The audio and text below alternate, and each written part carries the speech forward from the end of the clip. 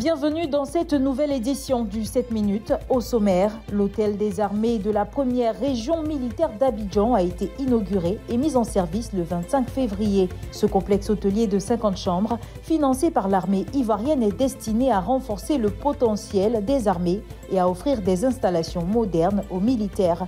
Du 25 au 27 février se tient à Abidjan un séminaire de renforcement du rôle des femmes dans la lutte contre le terrorisme.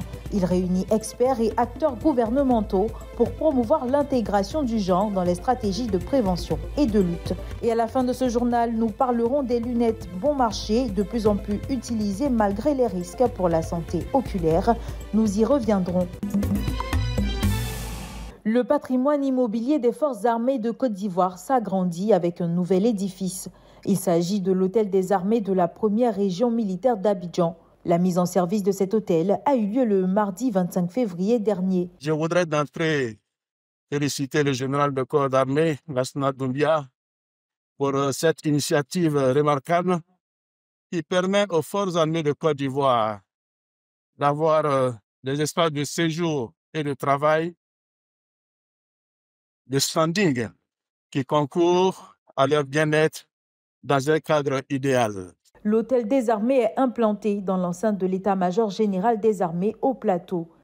Bien au-delà d'un réceptif hôtelier, cet établissement que nous inaugurons cet après-midi symbolise la cause d'une nouvelle guerre à l'indication de ce que nous nommons dans notre jargon militaire les forces morales. L'hôtel des armées est un complexe hôtelier de plusieurs bâtiments.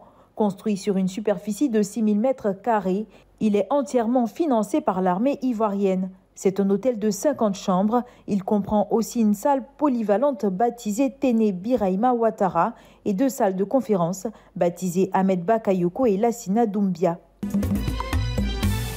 À Abidjan, un séminaire se tient du 25 au 27 février 2025 pour renforcer le rôle des femmes dans la prévention et la lutte contre le terrorisme. Organisé par l'Institut de recherche stratégique de l'LCT, en partenariat avec l'UNITAR, cette rencontre réunit experts, chercheurs, représentants gouvernementaux et membres d'organisations civiles. Que ce soit au niveau universitaire ou dans les cercles politico-militaires, le rôle de la femme au sein des organisations terroristes est diversement interprété.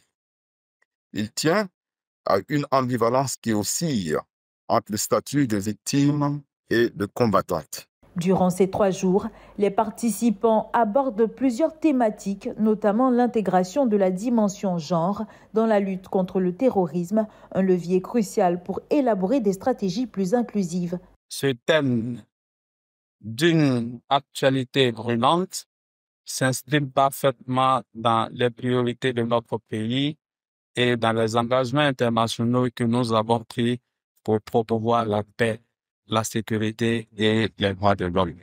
Présente à l'ouverture, Kerstin Bach, spécialiste principale de l'état de droit à l'UNITAR, a salué l'implication des différents acteurs. Ce séminaire vise à relayer 3 points importants, à savoir, premièrement, la lutte contre le terrorisme, la prévention du terrorisme et liée à ça, la prévention de la radicalisation. Deuxièmement, le rôle que les femmes jouent sur ces points. Et troisièmement, la question de savoir comment nous, en tant que représentants des gouvernements, d'organisations internationales et organisations locales, en tant que chercheurs et formateurs et formatrices, pouvons apporter plus de clarté sur cette relation complexe entre les 2 premiers points.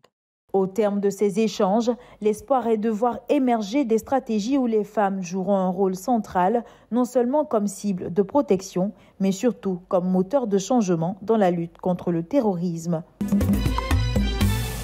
Et si l'avenir de l'Afrique se jouait à l'ère de l'intelligence artificielle ?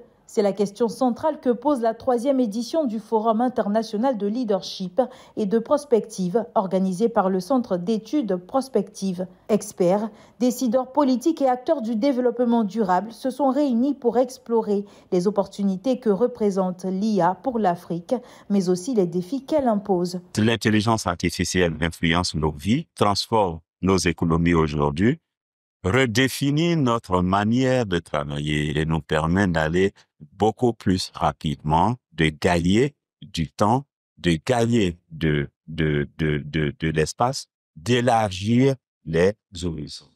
On ne peut pas s'en passer. Il faut naturellement promouvoir l'utilisation de cet outil dans nos pays. Il peut contribuer à accélérer le processus de développement, à rendre nos entreprises plus performantes et booster la croissance économique.